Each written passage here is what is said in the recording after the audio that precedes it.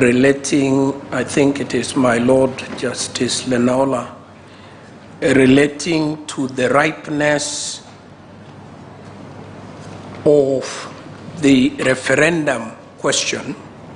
Our answer is a simple one, and we are in the very happy circumstances of relying wholly on what Tuyot J.A. Summarized it very succinctly at paragraph 251 of his judgment, and he says, these provisions, and more specifically subsection 2, places the responsibility of framing the referendum question to be determined on IEBC.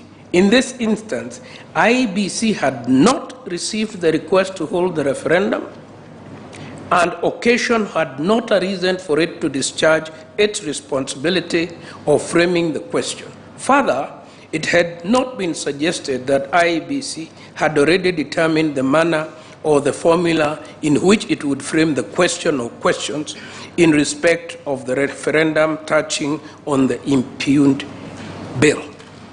It cannot therefore be fair, and he proceeds. It was always our argument in the Superior Court that the High Court had acted totally without jurisdiction because it acted as the Supreme Court providing an advisory opinion. The High Court has no jurisdiction to provide an advisory opinion, and that question was not ripe, it was moot, and it was not open to the court. Finally, on the second question of my Lord Judge Ouko has asked, what is our view about the proposed change in the mandate of IEBC in the creation of these constituencies?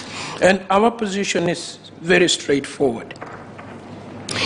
Our powers are not what some of my colleagues are calling basic structure.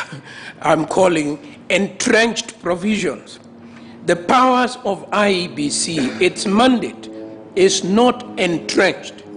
Its mandate can vary, can be amended, can be modified, can be by Parliament in its wisdom, by the referendum process, as forever. So that we did not feel that it was necessary for us. If you give me finish 2 more minutes, because I wanted to offer purely gratuitously an opinion on the basic structure. So we did not feel like, if I may say this, my lady, this court has a jurisdiction that is very, very clear to hear and determine presidential cases. This court has another jurisdiction to hear and determine matters of great public importance. Just supposing, a bill was created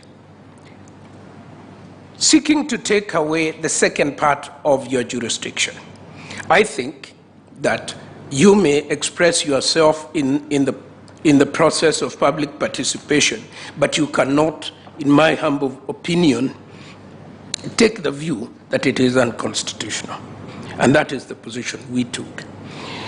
Let me say something about basic structure, because I think there is a little confusion there. And I think from where we sit, basic structure means that part of the Constitution that cannot be amended because it is specially protected.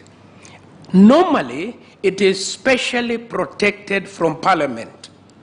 The basic structure doctrine act operates in parliamentary system, if at all.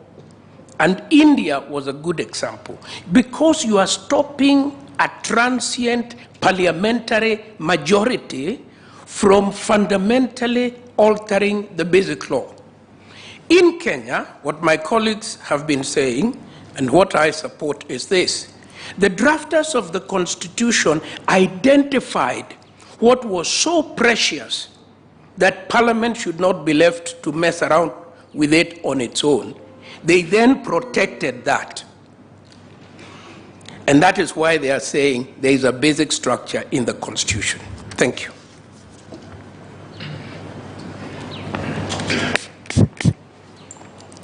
My lady, the Chief Justice,